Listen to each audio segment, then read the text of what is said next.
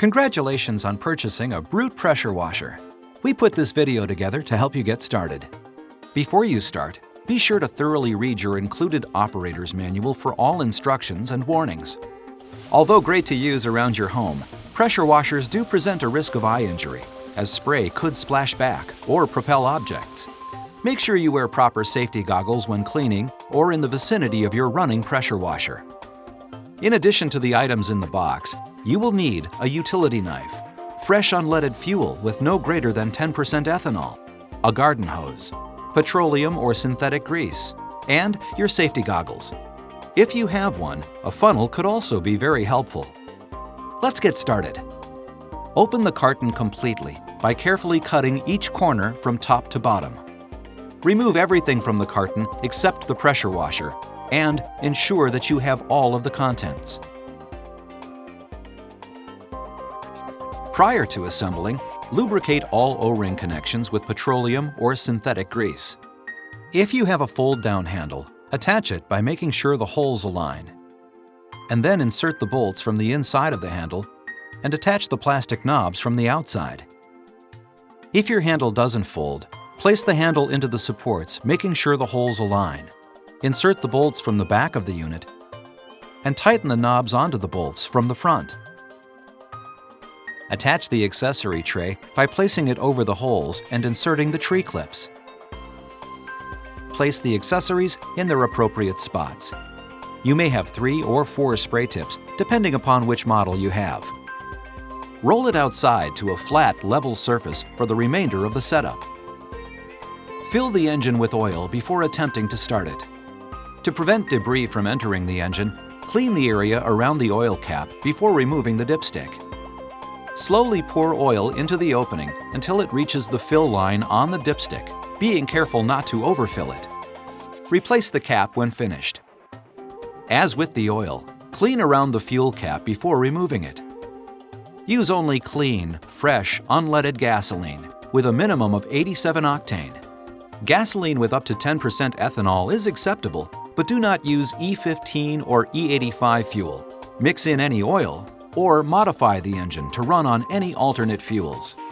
To protect the fuel system from gum formation, besides using fresh fuel, you should also mix in a fuel stabilizer. Briggs & Stratton Advanced Formula Fuel Treatment and Stabilizer protects your engine against corrosive effects of ethanol and maintains fuel stability for up to 3 years. Slowly add fuel, being careful not to overfill. When finished, replace the fuel cap and let any spilled fuel evaporate before starting the engine. Although powerful and safe when used correctly, running engines give off carbon monoxide, an odorless, colorless, poisonous gas. Breathing it in could result in death, serious injury, nausea, or fainting, so it's very important to operate outdoors and never inside of a building or enclosure, even if windows and doors are open. Keep at least 5 feet of clearance on all sides, including overhead, and make sure you have installed battery-operated carbon monoxide alarms inside your home and that they are all in proper working order. If you haven't already, remove the shipping caps from the pump's high-pressure outlet and water inlet before attaching the hoses. Attach one end of the high-pressure hose to the base of the spray gun. Attach the other end to the pump outlet. Make sure the garden hose inlet screen is clean of any debris before connecting to your water supply. Run cold water through it for 30 seconds to clean out any excess debris, and then turn the water off so you can attach it to the water inlet. Before starting the engine, put on your goggles and connect and fully turn on the water supply. With the spray gun pointed in a safe direction, push the red safety button and pull the trigger until water comes out. This releases air from the system. Attach the nozzle extension to the spray gun and attach a spray tip. You may have to twist or lightly tug on it so that it snaps into place. You may start your engine differently depending on your model. With a primer bulb, make sure to push the engine stop switch to the on position and push the primer bulb 3 times firmly for a cold engine only. Skip priming if the engine is already warm. If your engine has a choke lever, turn the fuel valve to the on position. Move the engine stop switch to the on position. and pull the choke rod to the closed or choke position, you should never pull the starter cord without first relieving the spray gun pressure, and also be aware that the cord could kick back and pull your hand and arm toward the engine faster than you can let go, which could cause injury. For this reason, slowly pull until you feel resistance, and then pull rapidly to start it. If it fails to start, release the high pressure before attempting to start again by pulling the trigger on the spray gun. After starting it, if you have a choke rod, slowly move it to the open position as the engine warms. If it falters, close and reopen the choke. If you don't have a choke, you can skip this step. When you are ready, firmly grasp the spray gun and point it towards the surface to be cleaned. Disengage the trigger lock button and pull the trigger to begin. To change the tip, release the trigger, which will automatically re-engage the safety lock, and simply switch out the current tip. Depending on your model, you will have up to 5 of the following tips. A black low-pressure tip for applying cleaners and detergent. A white 40-degree high-pressure tip for delicate rinse or gentle cleaning, such as patio furniture, RVs, or boats. A yellow 15-degree high-pressure tip for general rinsing or most all-purpose cleaning, such as home siding or brick patios.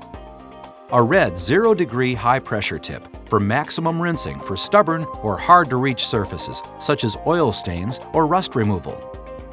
If you've used the detergent tank, you should first flush the pump out before shutting your pressure washer down by running it for 1 to 2 minutes with a non-soap high-flow nozzle setting.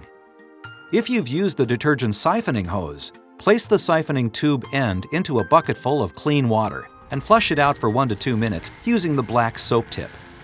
To stop the washer, release the trigger and let the engine idle for 2 minutes. Once it's idled, if you don't have a choke, simply turn the engine stop switch to the off or 0 position. If you have a choke throttle lever, stop the engine by moving it to the slow position and then to the stop position. Rotate the fuel shutoff valve to the off position and turn off the water supply. Relieve all retained high water pressure by pulling the spray gun trigger and let the engine cool. Disconnect the hoses and empty the pump of all liquids. You can do so by pulling the recoil handle about 6 times. Store your pressure washer in a clean, dry place. Fold the handle down for compact storage by simply loosening both knobs to the unthreaded section of the bolts and folding forward. Additional long-term storage, maintenance, or care information can be found in your operator's manual. We also recommend the use of the Briggs & Stratton Pump Saver, which helps protect against freezing, provides longer pump life, maintains seals and pistons, and prevents harmful buildup of hard water mineral deposits within the pump. If you have any questions, we can help. Simply call our customer service line toll-free at 1-800-743-4115 or visit brutepower.com.